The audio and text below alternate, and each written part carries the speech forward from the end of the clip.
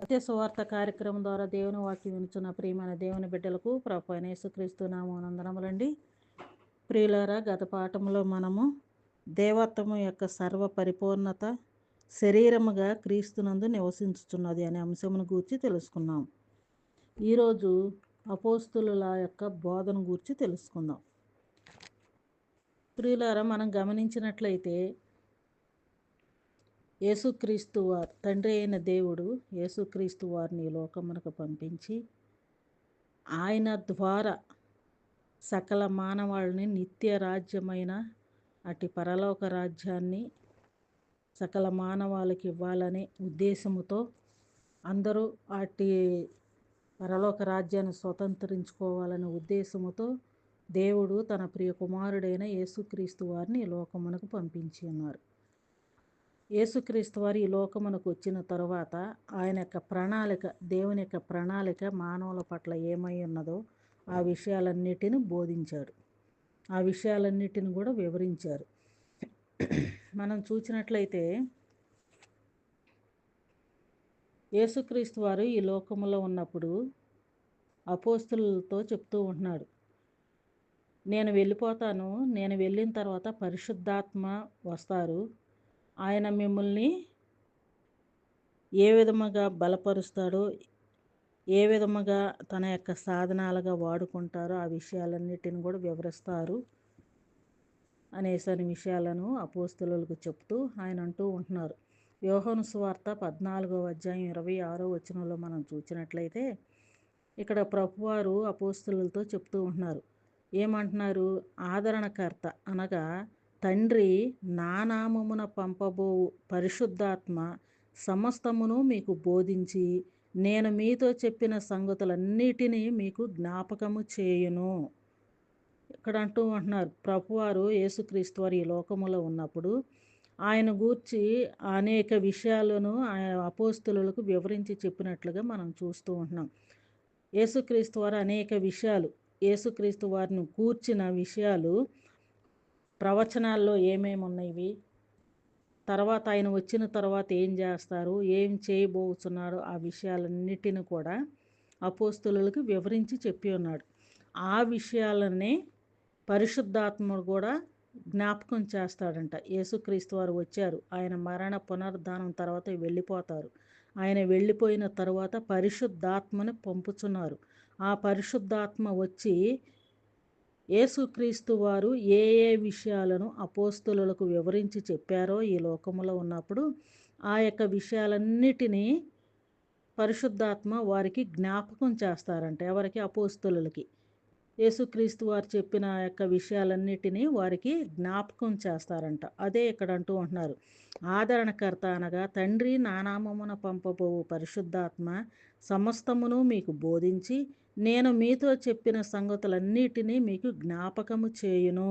అన్ని విషయాలు బోధిస్తారంట పరిశుద్ధాత్ముడు. అలాగే యేసుక్రీస్తు వారు ఈ లోకములో ఉన్నప్పుడు చెప్పిన విషయాలన్నిటినీ జ్ఞాపకం చేస్తారంట. అదేవిధముగా 15:26 కూడా మనం చూసినట్లయితే యోహాను సువార్త 15:26 తండ్రి యొద్ద నుండి మీ యొద్దకు నేను పంపబో ఆదరణకర్త అనగా తండ్రి యొద్ద నుండి బయలుదేరు సత్యస్వరూపి అయిన ఆత్మ వచ్చినప్పుడు ఆయన నన్ను గూర్చి సాక్ష్యం ఇచ్చును. ఇక్కడ చూసినట్లయితే 14:26 ఏం చెప్తూ ఉంటున్నారు? ఆదరణకర్త అంటే తండ్రి యేసుక్రీస్తు వారి నామమున పంపబోవు పరిశుద్ధాత్మ వచ్చినప్పుడు ఆ యేసుక్రీస్తు వారిని గూర్చిన విషయాలన్నిటినీ జ్ఞాపకం చేస్తారంట. ఇక్కడ ఏమంటున్నారు? నా నామమున పంపబోవు పరిశుద్ధాత్మ. తండ్రి నా నామమున పంపబోవు పరిశుద్ధాత్మ సమస్తమును మీకు జ్ఞాపకం చేస్తారు అంటున్నారు ప్రభువారు. తండ్రి పంపిస్తున్నారు, యేసుక్రీస్తు వారి నామములో పరిశుద్ధాత్మను పంపిస్తున్నారు. ఆయన అన్నిటినీ జ్ఞాపకం చేస్తారు. అదేవిధంగా 15:26 ఏమంటూ ఉంటున్నారు? తండ్రి యొద్ద నుండి మీ యొద్దకు నేను పంపబోవు ఆదరణకర్త. అక్కడేమో తండ్రి నా నామమున పంపబోవు ఆదరణకర్త మీకు అన్ని విషయాలను బోధించి జ్ఞాపకం చేస్తాడన్నారు. ఇక్కడేమంటున్నారు? తండ్రి యొద్ద నుండి మీ యొద్దకు నేను పంపబోవు ఆదరణకర్త. అనగా తండ్రి యొద్ద నుండి బయలుదేరు సత్యస్వరూపి అయిన ఆత్మ వచ్చినప్పుడు ఆయన నన్ను గూర్చి సాక్ష్యమిచ్చును. ఇక్కడేమంటున్నారు? అక్కడేమో తండ్రి యేసుక్రీస్తు వారి నామమున పరిశుద్ధాత్మను పంపిస్తున్నాడు. ఆ పరిశుద్ధాత్మ ఆయన చెప్పిన సంగతులను జ్ఞాపకం చేస్తాడు. ఇక్కడ యేసుక్రీస్తు వారు తండ్రి యొద్ద నుంచి వచ్చిన ఆత్మనే యేసుక్రీస్తు వారు పంపిస్తూ ఉంటున్నారు. ఆ యేసుక్రీస్తు వారు పంపించిన ఆ ఆదరణకర్త వచ్చి ఏం చేస్తారు? యేసుక్రీస్తు వారిని గూర్చిన సంఘటనలు జ్ఞాపకం చేస్తారు. యేసుక్రీస్తు వారు ఈ లోకములో ఉన్నప్పుడు ఏం చెప్పాడు? ఏమేమి బోధించారు అని మనం చూసినట్లయితే యేసుక్రీస్తు వారిని గూర్చిన విషయాలు అనేక మంది ప్రవక్తలు ప్రవచించారు.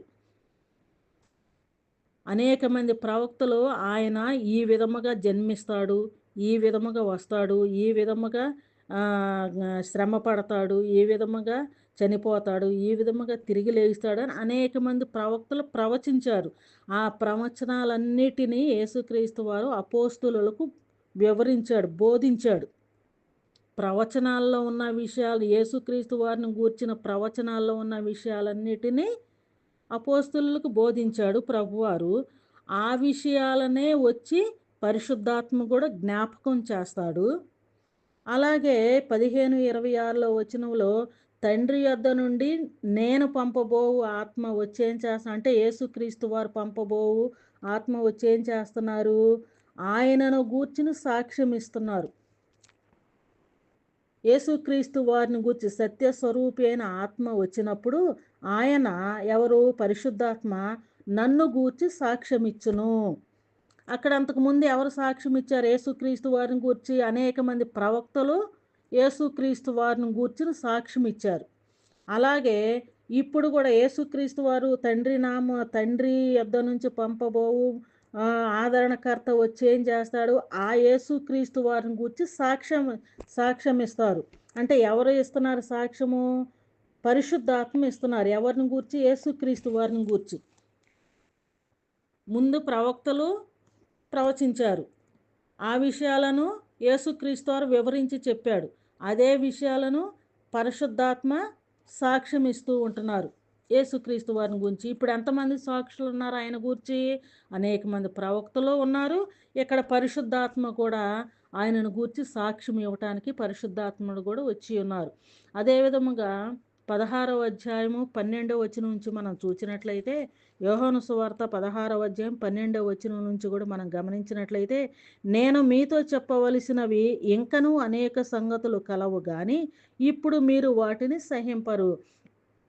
యేసుక్రీస్తు వారితో మాట్లాడుతూ అంటూ ఉంటున్నారు ఏమని? నేను ఇప్పుడు వరకు చెప్పాను, ఇంక అవే కాదు ఇంకా అనేక విషయాలు మీకు చెప్పవలసి ఉన్నది, కానీ ఇప్పుడు ఆ విషయాలన్నీ మీరు సహింపరు. కానీ అయితే పరిశుద్ధాత్మ వస్తాడు కదా, అయితే ఆయన అనగా సత్యస్వరూపి అయిన ఆత్మ వచ్చినప్పుడు మిమ్మును సర్వసత్యములోనికి నడిపిస్తాడు.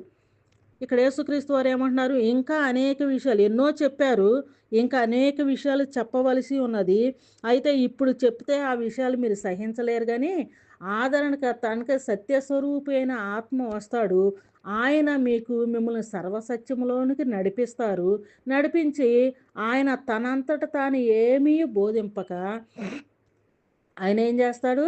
ఆయన మిమ్మల్ని సర్వసత్యములోకి నడిపించి ఆయన తనంతట తానే ఏమీ బోధింపక వేటిని వినునో వాటిని బోధించి సంభవింపబో సంగతులను మీకు తెలియజేయును. ఇంకా పరిశుద్ధాత్మ వచ్చి ఏం చేస్తారంట? వేటినైతే మీరు విన్నారో, వేటిని గూర్చి నేను బోధించానో ఆ విషయాలన్నిటిని కూడా మరలా మీకు బోధించి ఇంకా యేసుక్రీస్తు వారికి సంబంధించిన అన్ని విషయాలు ఇంకా అంటే ఆయన చెప్పారు, ఇంకా చెప్పవలసినవి ఉన్నవి, అవి కూడా మీకు బోధించి ఇంకా పరిశుద్ధాత్మ ఏం చేస్తాడు? ఆయన వచ్చి అన్నిటినీ మీకు వేటిని వినునో వాటిని బోధించి సంభవింపబో సంగతులను మీకు తెలియజేయును. ఇంకా ఆదరణకర్త వచ్చి ఏం చేస్తాడు? మీరు విన్న వాటిని అన్నిటిని కూడా మరలా బోధించి ఇక భవిష్యత్తులో ఏం సంభవించబోచున్నవో ఆ విషయాలను కూడా ఆ యొక్క ఆదరణకర్త వచ్చి మీకు తెలియజేస్తారు అని చెప్తూ ఉంటున్నారు ప్రభువారు. ఆయన నా వాటిలోంచి ఏ విషయాలు చెప్తాడు ఇంకా? ఇంకా సంభవించబోయి యేసుక్రీస్తు వారు చెప్పిన సంగతులను చెప్తారు. అలాగే ఏ మ ప్రవక్తలు ప్రవచించిన విషయాలు నేను మీకు చెప్పాను. ఆ విషయాలను జ్ఞాపకం చేస్తారు. అలాగే నేను మీకు చెప్పిన విషయాలన్నిటిని జ్ఞాపకం చేస్తారు. ఇంకా సంభవించబోయే వాటిని గూర్చి కూడా ఆ యొక్క ఆదరణకర్త అంటే సత్యస్వరూపి అయిన ఆత్మ మీకు బోధిస్తారు. అయితే ఆయన ఏవైనా చెప్పని ఎక్కడి నుంచి బోధిస్తాడు ఆయన? ఆయన తనంతట తాను ఏమీ కూడా చెప్పడు. ఆదరణకర్త వచ్చి తనంతట తాను ఏమీ చెప్పడు. ఆయన నా వాటిలోనివి తీసుకొని మీకు తెలియజేయును. అంటే యేసుక్రీస్తు వారిలో నుండి యేసుక్రీస్తు వారికి సంబంధించినవే ఆదరణకర్త వచ్చి చెప్తాడు. అంటే యేసుక్రీస్తు వారు చెప్పిన విషయాలు గానీ, ఇంకా చెప్పని విషయాలు గానీ, సంభవించబోయే విషయాలు గానీ, ఏవైనా సరే అన్నీ గూడా యేసుక్రీస్తు వారిలో నుంచి వచ్చిన విషయాలే. ఆయనకు సంబంధించిన విషయాలే ఆదరణకర్త తెలియజేయును గనుక నన్ను మహిమపరుచును. ఆ విధంగా యేసుక్రీస్తు వారిని గూర్చిన విషయాలనే ఆయన చెప్పి యేసుక్రీస్తు వారిని మహిమపరుస్తారంట. ఎవరు? ఆదరణకర్త వచ్చి. తండ్రికి కలిగినవన్నీవి నావి. అందుచేత ఆయన నా వాటిలోనివి తీసుకొని మీకు తెలియజేయునని నేను చెప్పి తిని. ఏమంటున్నారు? తండ్రికి ఏమైతే కలిగి ఉన్నావో, తండ్రి యొద్ద ఏమైతే ఉన్నావో, తండ్రి ఏమైతే కలిగి ఉన్నారో అవన్నీ కూడా నేను కలిగి ఉన్నాను. అవన్నీ కూడా తండ్రి దగ్గర ఏమైతే ఉన్నాయో అవన్నీ నేను కలిగి ఉన్నాను. నా వాటిలో నుంచి తీసుకొని ఆదరణకర్త మీకు తెలియజేయుచున్నారు. అంతేగాని ఆదరణకర్త తనంతటకు తాను ఏమీ బోధించట్లా. తండ్రి యొద్ద ఉన్నవన్నీ కూడా యేసుక్రీస్తు వారి యొద్ద ఉన్నవి. యేసుక్రీస్తు వారి యొద్ద ఉన్నవి మొత్తం కూడా పరిశుద్ధాత్ముడు అపోస్తులులకు వివరించి చెప్పుచూ ఉంటున్నారు. అందుకనే కొంచెము కాలమైన తరువాత మీరిక నన్ను చూడరు. మరి కొంచెము కాలమైన తర్వాత నన్ను చూచెదరని చెప్పెను. ఇక్కడ మనం చూచినట్లయితే కొంచెము కాలము తర్వాత మీరిక నన్ను చూడరు. తర్వాత మీరు నన్ను చూస్తారు.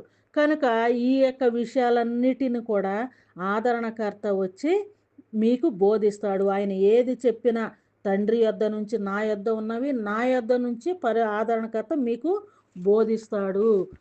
అందుకని ఆదరణకర్తను నేను పంపబోచున్నాను అని ఆయన ఈ లోకములో ఉన్నప్పుడు ఆ యొక్క విషయాలన్నిటిని కూడా వివరించి చెప్పినట్లుగా మనం చూస్తూ ఉంటున్నాం. అదేవిధంగా అపోస్తుల కార్యముల గ్రంథం 1వ అధ్యాయం కూడా మనం చూసినట్లయితే అపోస్తుల కార్యము గ్రంథము 1వ అధ్యాయం 8వ వచనంలో మనం పరిశీలన చేసినట్లయితే, అయినను పరిశుద్ధాత్మ మీ మీదకి వచ్చినప్పుడు మీరు శక్తి నొందెదరు గనుక మీరు యెరూషలేములోను యోదయ సమర దేశముల యందంతటను బూది గంతముల వరకు నాకు సాక్షులయ్యుందురని వారితో చెప్పాను. ఇంకా ఏమంటున్నారంటే ప్రభువారు ఆ విషయాలన్నిటిని ఆదరణకర్త వచ్చి మీకు వివరించి బోధిస్తారు. కనుక అయినను మీరు పరిశుద్ధాత్మ మీ మీదకు వస్తారు. అప్పుడు మీరేమవుతారు? మీకు ఏం కలిగిద్ది? మీకు శక్తి వచ్చేసిద్ది. ఎప్పుడైతే పరిశుద్ధాత్మ వస్తారో ఆ పరిశుద్ధాత్మ రాగానే మీకు శక్తి కలిగి ఉంటారు. అప్పుడు గనుక మీరు యెరూషలేములోను యోదయ సమర దేశముల యందంతటను నాకు సాక్షులై ఉంటారు. ఎప్పుడు వీరు సాక్షులై ఉంటారు?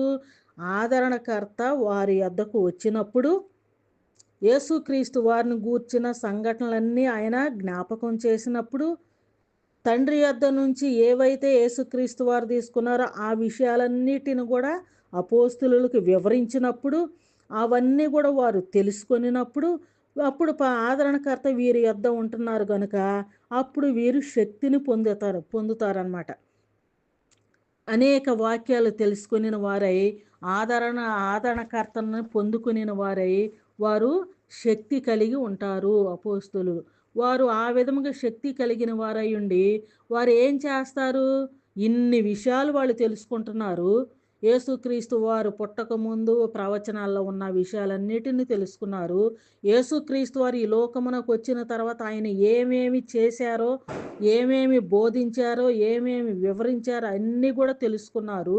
అలాగే అవన్నిటిని కూడా మరలా పరిశుద్ధాత్మ శక్తి వాళ్ళ మీదకొచ్చిన తరువాత, అప్పుడు అవన్నిటిని కూడా మరలా జ్ఞాపకం చేశారు. పరిశుద్ధాత్మ శక్తిని పొందుకొనిన వారై, ఆ యొక్క యేసుక్రీస్తు వారిని గూర్చిన విషయాలన్నీ తెలుసుకొనిన వారై ఉన్నారు. తెలుసుకొనిన వారై ఉండి వాళ్ళేం చేయబోతున్నారు? ఎందుకు వారు ఈ విషయాలన్నిటిని తెలుసుకున్నారు అని మనం చూచినట్లయితే గలతీయులకు రాసిన పత్రిక 1వ అధ్యాయము, గలతీయులకు రాసిన పత్రిక 1వ అధ్యాయము 8-12 వచనాలు మనం చూచినట్లయితే,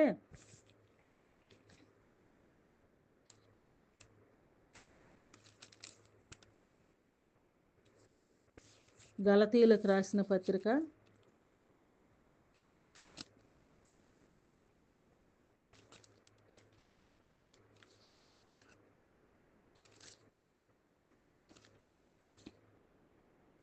1వ అధ్యాయం 8వ వచనంలో మనం పరిశీలన చేసినట్లయితే, మేము మీకు ప్రకటించిన సువార్త కాక మరి యొక్క సువార్త మేమైనను పరలోకము నుండి వచ్చిన యొక్క దూత అయినను మీకు ప్రకటించిన ఎడల అతడు శాపగ్రస్తుడు అవును గాక. ఎవరి మాట పలుకుతున్నారు అంటే అపోస్తులు పలుకుతూ ఉంటున్నారు. ఎందుకని వాళ్ళు ఇంత గట్టిగా చెప్తూ ఉంటున్నారు?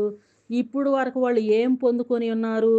అన్ని విషయాలు తండ్రి అయిన దేవుని దగ్గర నుంచి వచ్చిన విషయాలు, కుమారుడైన యేసుక్రీస్తు వారికి బోధించిన విషయాలు, పరిశుద్ధాత్ముడు అన్ని విషయాలు జ్ఞాపకం చేసి వారికి శక్తిని పొందుకొని ఆ శక్తినిచ్చి అనేక విషయాలను వారిలో భద్రపరిచిన మాటలన్నిటిని కూడా అక్కడున్న వారందరికీ యెరూషలేము చుట్టుపక్కల ఉన్న వారందరికి కూడా సువార్తను ప్రకటించారు. వారు ప్రకటించిన తరువాత ఆ అపోస్తులు వారు శక్తిని కలిగి ఉన్నారు గనుక వాళ్ళు యేసుక్రీస్తు వారిని గురించి దేవుని యొక్క ప్రణాళికను గురించి వాళ్ళు ప్రకటించటానికి వాళ్ళు అర్హులు. వాళ్ళు మాత్రమే అర్హులు. వాళ్ళు అర్హత కలిగి ఉన్నారు. శక్తిని పొందుకొని ఉన్నారు. అనేక విషయాలను బోధింపబడి ఉన్నారు. అనేక విషయాలు తెలుసుకొని ఉన్నారు గనుక వాళ్ళు చెప్పిన బోధ మాత్రమే మనమందరం వినాలి. అక్కడున్న వాళ్ళు అప్పటి నుంచి ఇప్పటి వరకు కూడా ఆ అపోస్తులు చెప్పిన బోధన మాత్రమే మనం వినాలి. ఎందుకని వినాలి అంటే, తండ్రి యొద్ద నుంచి వచ్చిన విషయాలు, కుమారుని దగ్గర నుంచి వచ్చిన విషయాలు, పరిశుద్ధాత్ముడు వారికి శక్తినిచ్చి అన్నిటిని కూడా జ్ఞాపకం చేసి అన్నిటిని బోధించి అన్ని విషయాలు వారిలో భద్రపరిచి ఉన్నారు కనుక వారి ద్వారా సువార్త ప్రకటించబడుచూ ఉన్నది గనుక వారు ఏమైతే చెప్తే ఆ మాటలు మాత్రమే మనం వినాలి. వారు చేసిన బోధ ప్రకారమే మనం బోధ చేయాలి. వారు చేసిన బోధనే మనము చేయాలి. ఆ బోధ ప్రకారమే మనం దేవుణ్ణి ఆరాధించాలి. ఆ విధమైన క్రమం కలిగి అపోస్తులు కలిగిన క్రమం కలిగి మనం ఉండాలి. లేని ఎడల మేము మీకు ప్రకటించిన సువార్త కాక, అపోస్తులు ప్రకటించిన సువార్త కాక వేరే మరి ఎవరైనా సరే వేరే ఏ సువార్త అయినను మేమైనను పరలోకము నుండి వచ్చిన ఒక దూత, చివరాఖరికి పరలోకం నుంచి దూత వచ్చి చెప్పిందంటే మనం నమ్ముతాం కదండి. అయితే పరలోకము నుంచి వచ్చిన ఒక దూత చెప్పినా కానీ మీరు నమ్మొద్దు. ఒకవేళ ఇప్పుడు మేము చెప్తున్నాం కదా, పరిశుద్ధాత్మ శక్తిని పొందుకొనిన వారమై అనేక విషయాలు మేము చెప్తున్నాం కదా, మేము ఇప్పుడు చెప్పుచున్నాము, ఈ మాటలనే మీరు నమ్మండి. ఒకవేళ మేము పక్కకి వెళ్ళిపోయి మేము భ్రష్టులం అయిపోయి ఒకవేళ దేవుడి నుంచి తొలగిపోయి ఉంటే, ఒకవేళ దేవుడి నుంచి తొలగిపోయి వేరే సువార్తను ఏమైనా మేము మరలా వచ్చి ఒకవేళ మీకు ప్రకటిస్తామేమో భవిష్యత్తులో. అలాంటి పరిస్థితి ఒకవేళ రాదు. అలాంటి పరిస్థితి రాదు. ఒకవేళ వచ్చి చెప్పాల్సి వచ్చి మరలా మేమే వచ్చి చెప్పినా సరే మా మాటలు కూడా మీరు నమ్మొద్దు. అంతేకాదు పరలోకము నుంచి ఒక దూత వచ్చి చెప్పినా కానీ మీరు నమ్మొద్దు. ఎవరు చెప్పినా నమ్మొద్దు. ఇప్పుడు మేము ఏ సువార్తనైతే ప్రకటించుతున్నామో ఆ సువార్తనే మీరు నమ్మాలి, మీరు ప్రకటించాలి. లేని ఎడల మీరు శాపగ్రస్తులవుతారు అనేసి అని ఇక్కడ తెలియజేయచూ ఉంటున్నారు. మేము ఇది వరకు చెప్పిన ప్రకారం ఇప్పుడు మరలా చెప్పుచున్నాము, మీరు అంగీకరించిన సువార్త కాక మరి ఒక్కటి ఎవడైనను మీకు ప్రకటించిన ఎడల వాడు శాపగ్రస్తుడవునుగాక. ఇక్కడ మరీ చెప్తూ ఉంటున్నారండి. ఎవరైనాను మరి ఎవ్వరో కూడా అపోస్తులు బోధించిన బోధ తప్ప ఇతర బోధ మరి ఎవ్వరు చెప్పినా సరే వారు శాపగ్రస్తులవుతారంట. అందుకనే ఎవ్వరు కూడా ఏ మనుషులు వారి యొక్క సొంత యొక్క బోధ ఏది కూడా బోధించకూడదు. అపోస్తులు బోధించిన బోధ మాత్రమే బోధించాలి. ఇప్పుడు నేను మనుషుల దయను సంపాదించుకొని చూచుచున్నానా? దేవుని దయ సంపాదించుకొని చూచుచున్నానా? నేను మనుషుల దయను సంతోషపెట్టుకోరుచున్నానా? నేను ఎప్పటికీ మనుషులను సంతోషపెట్టువాడనైతే క్రీస్తు దాసుడను కాకపోవును. ఇక్కడ మనం చూసినట్లయితే కొందరుంటున్నారు, సువార్త ప్రకటిస్తూ ఉంటారు, దేవుని యొక్క మాటలు ప్రకటిస్తూ ఉంటారు. దేవుని యొక్క మాటలను ప్రకటిస్తూ వారు ఏం చేస్తారంటే మనుషులు మెప్పు పొందటం కోసమై దేవుడి మాటలు ప్రకటిస్తూ ఉంటారు. దేవుని యొక్క వాక్యాన్ని, బైబిల్లో ఉన్నదాన్ని ఉన్నది ఉన్నట్టుగా దేవుని యొక్క వాక్యాన్ని కొందరు ప్రకటించరు.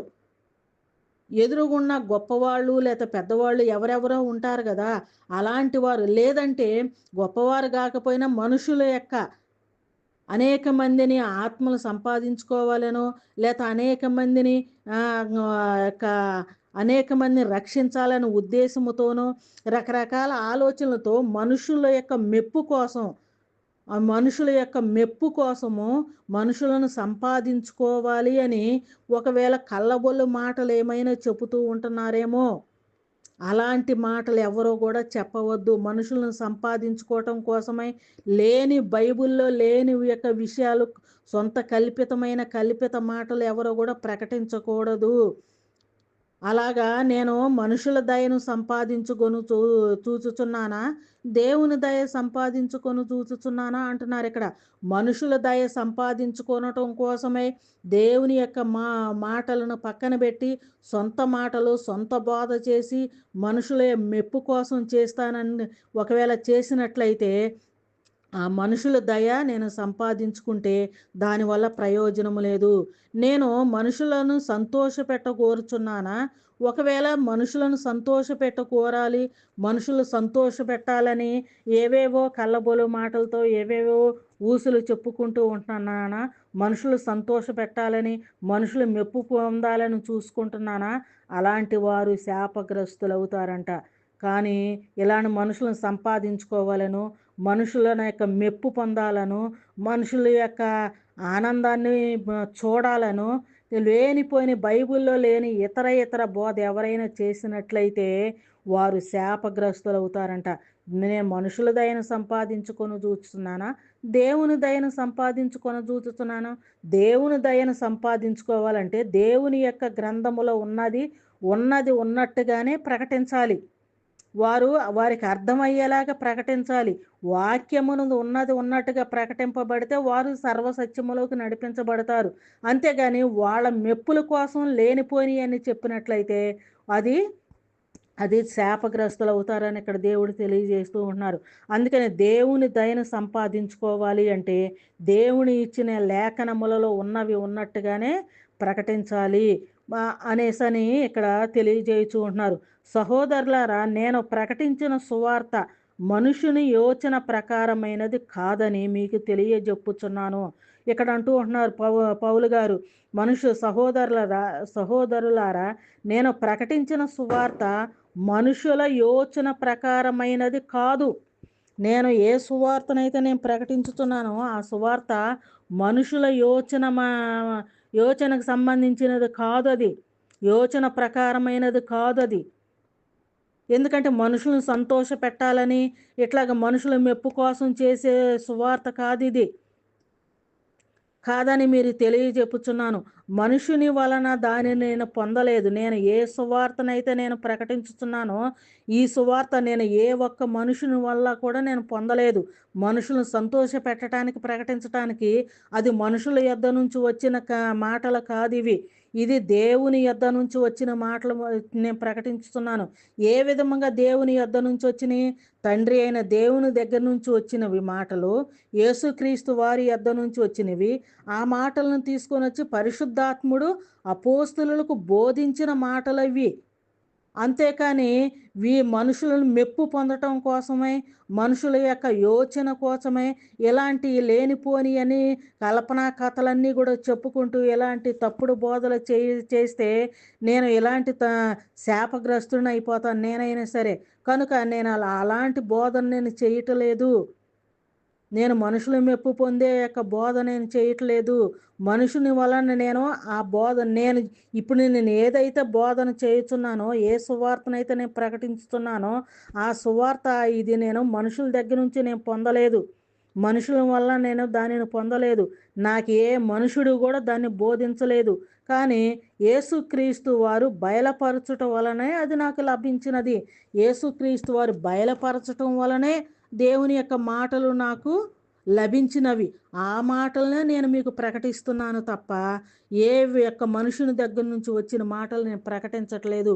కనుక మనం ఎవరమైనా సరే దేవుని యొక్క మాటలు ఉన్నవి ఉన్నట్టుగా మనం వినాలి, అర్థం చేసుకోవాలి, గ్రహించాలి. ఆ వాక్యానుసారముగా మనం జీవించాలి, బోధించాలి. కానీ మనుషుల యోచన ప్రకారం మనము చెయ్యకూడదు. అపోస్తలులు ఎవరు కూడా అలా చేయలేదు. మనము కూడా అలాగ చేయకూడదు. ఒకవేళ ఎవరైనా అలాంటి కల్పిత బోధలు చేసినట్లయితే వారు శాపగ్రస్తులవుతారని ఇక్కడ దేవుడు ఇక్కడ తెలియజేయచూ ఉంటున్నారు. పౌలు గారు తెలియజేయచూ ఉంటున్నారు. అదేవిధంగా 1 కొరింథీ పత్రిక 14వ అధ్యాయంలో మనం చూసినట్లయితే 1 కొరింథీయులకు రాసిన పత్రిక 14వ అధ్యాయము 37వ వచనంలో మనం పరిశీలన చేసినట్లయితే, ఎవడైనను తాను ప్రవక్తనని అయినను ఆత్మ సంబంధిని అని అయినను తలంచుకొనిన ఎడల, నేను మీకు రాయుచున్నవి ప్రభు యొక్క ఆజ్ఞలని అతడు దృఢముగా తెలుసుకొనవలెను. ఇక్కడ ఏమంటున్నారంటే, ఎవరైనను తాను ఒకవేళ ప్రవక్త అని లేదా తాను ఒకవేళ ఆత్మ సంబంధి అని తలంచుకొనిన ఎడల, ఒక వ్యక్తి ఎవరైనా అతను ప్రవక్తనని కానీ నేను అంటే ప్రవక్త అంటే ఎవరు? ప్రవక్త అంటే అంతకుముందు యేసుక్రీస్తు వారు రాకముందు పాత నిబంధనలో ప్రవచించిన వారందరూ కూడా ప్రవక్తలు. పాత నిబంధనలో ప్రవచించిన వారందరూ కూడా ప్రవక్తలు. అలాగే ఒకవేళ మీలో ఎవరైనా ప్రవక్తనని చెప్పుకుంటున్నారా? అప్పుడున్నారు కానీ ప్రవక్తలు ఇప్పుడు లేరు. అలాగే మీలో ఎవరైనా ఆత్మ సంబంధి అయినా అని తలంచుకొనుచున్నారా? ఆత్మ సంబంధి అయిన వారైతే అపోస్తులులు ఏ బోధ అయితే బోధించుచున్నారో ఆ బోధన మాత్రమే మనం బోధించాలి, వినాలి, నమ్మాలి. ప్రవక్త అనుకోండి, పాత నిబంధనలో ఉన్న వారు ప్రవక్తలు. ఇప్పుడు ప్రవక్తలతో పని లేదు. అయితే ఒకవేళ నీవు ఆత్మ సంబంధమైన వారివి అనేసి అయినట్లయితే అపోస్తులుల బోధ యందే నిలిచి ఉండాలి.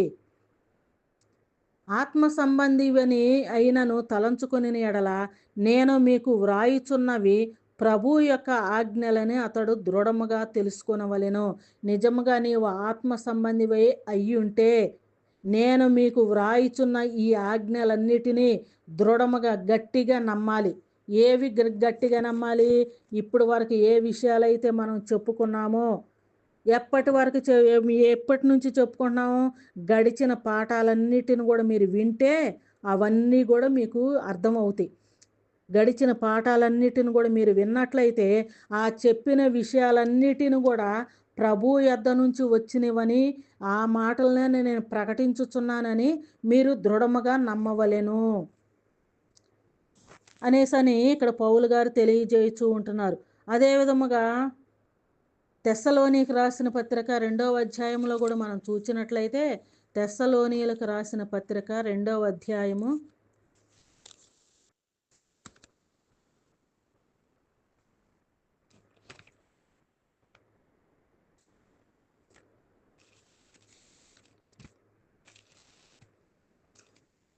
1 తెస్సలోనీయులకు రాసిన పత్రిక 2వ అధ్యాయము 13వ వచనం చూద్దాము. ఈ హేతువు చేతను మీరు దేవుని గూర్చిన వాక్యము మా వలన అంగీకరించినప్పుడు మనుషుల వాక్యమని ఎంచక, అది నిజముగా ఉన్నట్టు దేవుని వాక్యమని దానిని అంగీకరించితిరి గనుక, మేమును మానక దేవునికి కృతజ్ఞతాస్తుతులు చెల్లించుచున్నాము. ఇక్కడ ఏమంటున్నారు పౌలు గారు? ఇక్కడ ఏమంటున్నారు? ఈ హేతువు చేత. ఏ హేతువు చేత?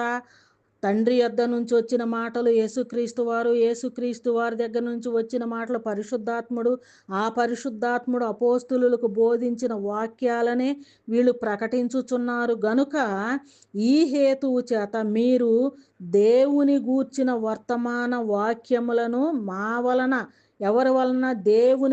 దేవుని యొద్ద నుంచి వచ్చిన మాటలు కదా, దేవుని యొద్ద నుంచి వచ్చిన వాక్యము అపోస్తుల వలన అంగీకరించినప్పుడు మనము, అంటే మనమందరము కూడా అపోస్తులు చెప్పిన బోధన మనం అంగీకరించినప్పుడు మనుషుల వాక్యమని ఎంచక, అప్పుడు మనం ఏం చేస్తాము?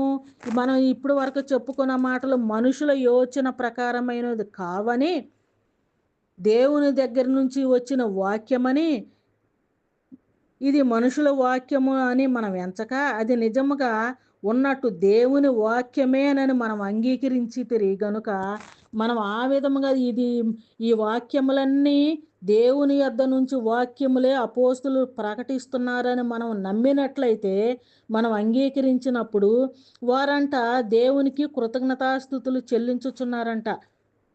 ఎందుకని? ఆ మాటలనే మనం ప్రకటించాలి, వినాలి, నమ్మాలి. అలా నమ్మితేనే వీళ్ళు కూడా దేవునికి కృతజ్ఞతాస్తుతులు చెల్లిస్తారు.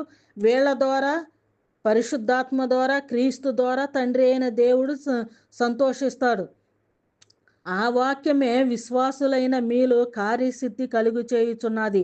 ఆ వాక్యమే, ఏ వాక్యము? తండ్రి యొద్ద నుంచి వచ్చిన వాక్యము, యేసుక్రీస్తు వారి ద్వారా పరిశుద్ధాత్మకు వచ్చిన వాక్యము, పరిశుద్ధాత్ముడు అపోస్తులులకు బోధించిన వాక్యము. అపోస్తులుల బోధన మనం నమ్మినట్లయితే, ఆ వాక్యమనే మనం నమ్మినట్లయితే, మనం ఆ విధముగా నమ్మి విశ్వాసులమై దేవునిలో మనం కార్యసిద్ధి కలుగు చేసినట్లయితే, మనం అందును బట్టి వారంట దేవునికి కృతజ్ఞతాస్తుతులు చెల్లిస్తూ ఉంటున్నారంట. ఆ విధముగానే మనం దేవుని యొక్క వాక్యాన్ని నమ్మాలి. ఆ విధముగా దేవునికి అనుకూలమైన బిడ్డలముగా మనం జీవించాలని దేవుడు ఇక్కడ మనకు తెలియజేయచ్చు ఉంటున్నారు. అందుకని ఇక్కడ ఏమంటున్నారంటే, మత్తయి సువార్త 10వ అధ్యాయం మనం చూసినట్లయితే, మత్తయి సువార్త 10వ అధ్యాయము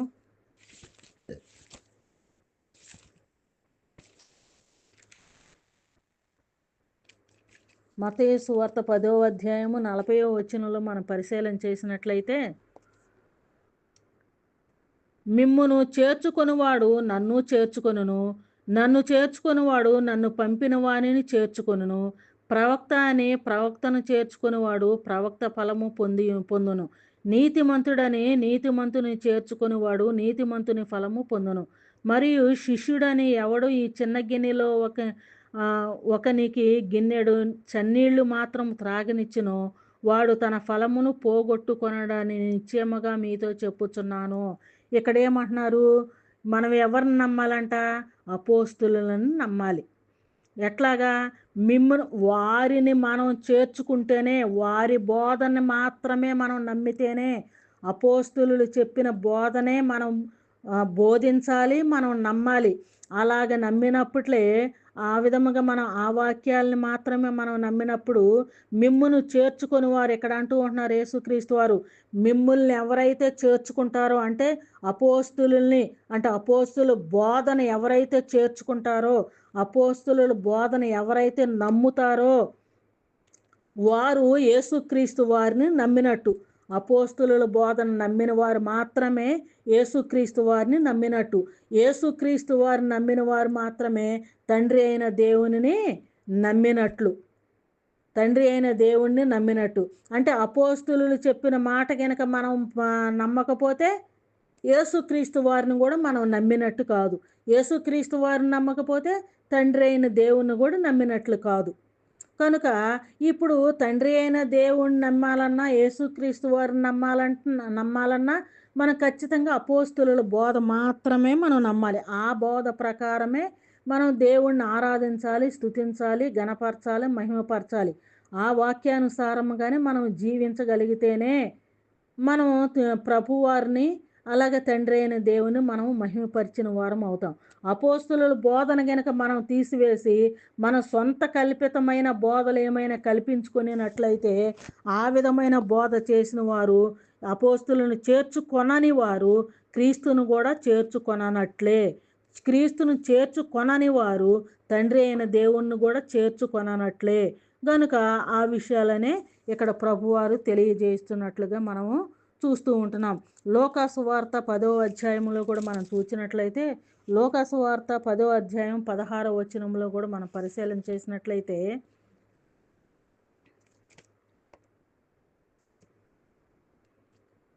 మీ మాట వినువాడు నా మాట వినును, మిమ్మును నిరాకరించువాడు నన్ను నిరాకరించును, నన్ను నిరాకరించువారు నన్ను పంపిన వారిని నిరాకరించుననెను. ఇక్కడ యేసుక్రీస్తు వారు చెప్తూ ఉంటున్నారు అపోస్తులతో, మీ మాట ఎవరైతే నమ్ముతారో వారు నా మాట నమ్మినట్లే. మీ మాట ఎవరైతే వింటారో వారు నా మాట విన్నట్టే. నా మాట నా మాట యందు ఎవరైతే విశ్వాసం ఉంచుతారో వారు దేవుని యొక్క మాటను నమ్మినట్లే. మిమ్మల్ని నమ్మలేదంటే నన్ను నమ్మల, నన్ను నమ్మలేదంటే తండ్రి అయిన దేవుణ్ణి కూడా నమ్మల. మిమ్మల్ని నమ్మితే నన్ను నమ్మినట్టు, నన్ను నమ్మితే నన్ను పంపిన తండ్రి అయిన దేవుణ్ణి నమ్మినట్లు అనేసి మరి ఒకసారి ఇక్కడ యేసుక్రీస్తు వారు తెలియజేయుచున్నట్లుగా మనం చూస్తూ ఉంటున్నాం. అదే 1 తెస్సలోనికి రాసిన పత్రిక 4వ అధ్యాయం 8వ వచనం మరి ఒకసారి చూసినట్లయితే, 1 తెస్సలోనికి రాసిన పత్రిక 4వ అధ్యాయము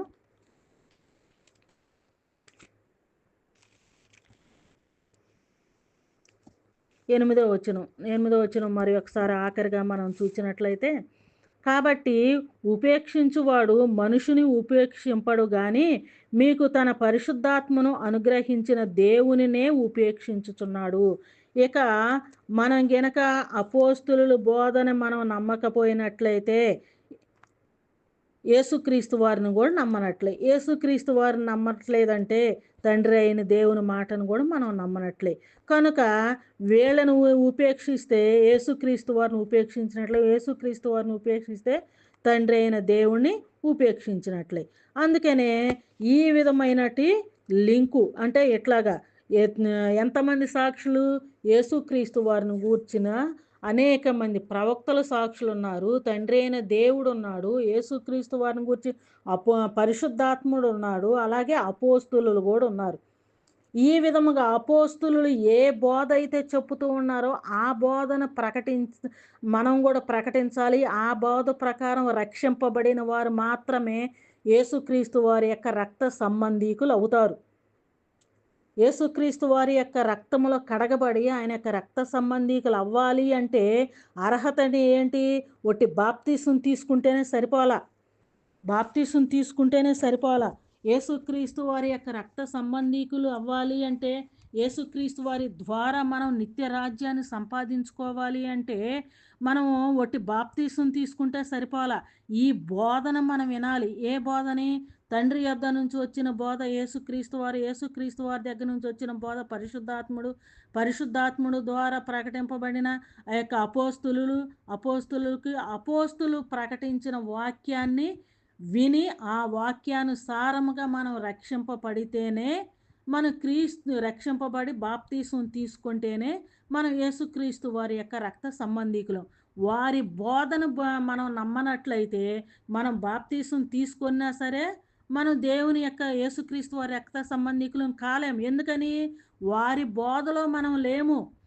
వారి బోధలో మనం లేనప్పుడు వారి బోధలో లేని బాప్తీసం వారికి అనుకూలమైన బాప్తీసం కాదది.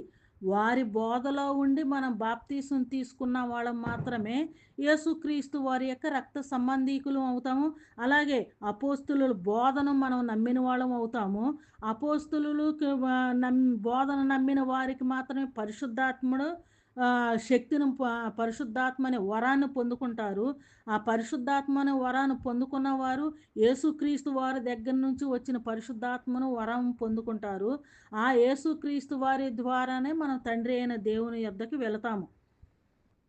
వీరి యొద్ద నుంచి వచ్చిన బోధ కాకుండా ఇతర బోధలు ఏవేవో సొంత మనుషులను సంతోషపెట్టు బోధలు, మనుషులను మెప్పు కోరే బోధలు, మనుషులను సంపాదించుకోవాలనే కల్పనా కథలతో కూడిన బోధలు చేసి ఆ విధమైన బాప్తీసము తీసుకొనినట్లయితే అది బాప్తీసము కిందే లెక్కలోకి రాదు. ఎందుకనంటే వీరు దేవుని యొక్క బోధ, తండ్రి అయిన దేవుని దగ్గర నుంచి, క్రీస్తు దగ్గర నుంచి, పరిశుద్ధాత్మ దగ్గర నుంచి, అపోస్తులుల దగ్గర నుంచి వచ్చిన బోధలో వాళ్ళు బోధించట్లా. ఆ విధమైన బోధలో బోధించి బాప్తీసం తీసుకొనిన వారు వాళ్ళకు అనుకూలమైన వారుగా ఉన్నారు. ఆ బోధ ప్రకారం తండ్రి అయిన దేవుని యొద్దకు చేరే అవకాశం ఉంటది. ఇతరగా ఎవరు సొంత కల్పితాలుగా, మనుషులు కల్పితంగా, మనుషుల మెప్పుల కోసం ఈ విధమైన కార్యములు చేసుకుంటూ బాప్తీసం తీసుకున్న వాళ్ళు వారికి వారి కోసమే వాళ్ళు బాప్తీసం తీసుకుంటున్నారు. కానీ దేవుని కోసం కాదు. వారి యొక్క సొంత కల్పిత బోధల కోసము, మనుషులను మెప్పుల కోసము, ఇలాంటి విషయాలన్నిటి కోసం వారి కోసము వారే బాప్తీసం తీసుకొని అది వారికి సంబంధించినదే కానీ అది తండ్రి అయిన దేవునికి సంబంధించింది, దేవత్వానికి సంబంధించిన క్రియలు కావవి. అది దేవత్వానికి సంబంధించినవి కావు గనక వారందరూ కూడా దేవుని వారు కారు. వారందరూ దేవుని ప్రజలు కారు. అందుకనే మత్తయి సువార్త 7వ అధ్యాయం 21వ వచనం నుంచి మనం చూసినట్లయితే ప్రభువా ప్రభువా నన్ను పిలుచు ప్రతివాడు పర పరలోక రాజ్యంలో ప్రవేశింపడు, కానీ తండ్రి చిత్తమును జరిగించువాడే ఆ యొక్క పరలోక రాజ్యంలో ప్రవేశిస్తాడు. ప్రభువా ప్రభువా అని పిలుచు ప్రతివారు కూడా చేరరు. తండ్రి చిత్తము ప్రకారం తండ్రి యొద్ద నుంచి, కుమారుని దగ్గర నుంచి, పరిశుద్ధాత్మ దగ్గర నుంచి, అపోస్తుల దగ్గర నుంచి వచ్చిన బోధలో ఉన్న వాళ్ళు మాత్రమే, ఈ క్రమంలో ఉన్నవారు మాత్రమే నిత్య రాజ్యాన్ని సంపాదించుకుంటారు. కానీ ప్రభువా ప్రభువా అని పిలిచి నీ నామాన దెయ్యాలు వెళ్ళగొట్టలేదా, భూతాలు వెళ్ళగొట్టలేదా, ఇవన్నీ చేసి మీరెవరో కూడా నాకు తెలియదు, మీరెవ్వరో కూడా నాకు తెలియదు, ఇక్కడి నుంచి మీరు వెళ్ళిపోండి అంటారు. ఎందుకనంటే వాళ్ళ సొంత బోధ, మనుషులు కల్పిత, మనుషుల యొక్క మెప్పులు, వాళ్ళకి కల్పించుకున్న ఆ యొక్క బోధలో వాళ్ళు అలాగ ఉండిపోతారు. అది వాళ్ళకి సంబంధించింది, అది దేవత్వానికి సంబంధించింది కాదు అనేసని దేవుడు ఇక్కడ మనకి స్పష్టంగా తెలియచేయచ్చు ఉన్నారు. మరి ఇప్పుడు మనం ఏ బోధలో ఉన్నాము? మనుషులు కల్పించిన కల్పతా బోధల్లో మనము రక్షింపబడ్డామనే భ్రమలో ఉన్నామా? లేదంటే దేవుని యొక్క క్రమములో, దేవుడిచ్చిన క్రమం ప్రకారముగా అపోస్తులుల యొక్క బోధలో ఉండి దేవుని యొక్క రక్త సంబంధీకులుగా మనం ఉన్నామా అని మనం పరిశీలన చేసుకొని ఏ మార్గమైనది మీరు సరి లేని ఎడల శాపగ్రస్తులు అవుతారు అనేసని అక్కడ మనం చూడగలిగి ఉన్నాము. ఆ విధముగా గనక లేనట్లయితే శాపగ్రస్తులు అవుతారని గలతీ పత్రికలో కూడా మనము చూసినట్లుగా ఇందాక మనం చూసాము. అందుకనే ఈ లోకములో ఉండగానే ఏదైనా తప్పులు, పొరపాట్లు, వ్యక్తిగత పాపములు ఉన్నా సరే, దేవత్వానికి సంబంధించిన పాపములు ఏమైనా ఉన్నా సరే, మనకు ఆయుషు, ఆరోగ్యం అన్నీ ఉండంగానే, సమయం ఉండంగానే మన యొక్క మార్గాన్ని చక్కదిద్దుకొని సరి అయిన మార్గములో మనం నడిచినట్లయితే మనం నిత్య రాజ్యాన్ని సంపాదించుకోగలుగుతాము. లేదంటే యేసుక్రీస్తు వారు రేపు రెండవ రాకడలో వచ్చినప్పుడు ఆయన తీర్పులో మీరెవరో నాకు తెలియదు అనేసి అని అంటూ ఉంటారు. మరి ఏ గుంపులో ఉన్నామో మనము పరిశీలన చేసుకొని మనం సరి చేసుకొని ఎప్పటికైనా సరి చేసుకొని దేవుని యొక్క మార్గములో మనం నడిచినట్లయితే మనము దేవుని బిడ్డలముగా మనం ముద్ర వేయబడతామని దేవుడు ఇక్కడ మనకి తెలియజేసి ఉన్నాడు. అందరూ చక్కగా వాక్యాన్ని గ్రహించండి. వాక్యాలన్నిటి విని అర్థం చేసుకోగలిగిన వాడు జ్ఞానవంతుడవుతాడు. ఆ విధమైన జ్ఞానయుక్తమైన మాటలు గ్రహించవలసినదిగా ప్రభు పేరట ప్రతి ఒక్కరిని కూడా మనము చేస్తూ నా మాటలు ముగిస్తూ ఉన్నానండి. షేర్ చేయండి, సబ్స్క్రైబ్ చేయండి, లైక్ చేయండి. అందరికీ వందనములు.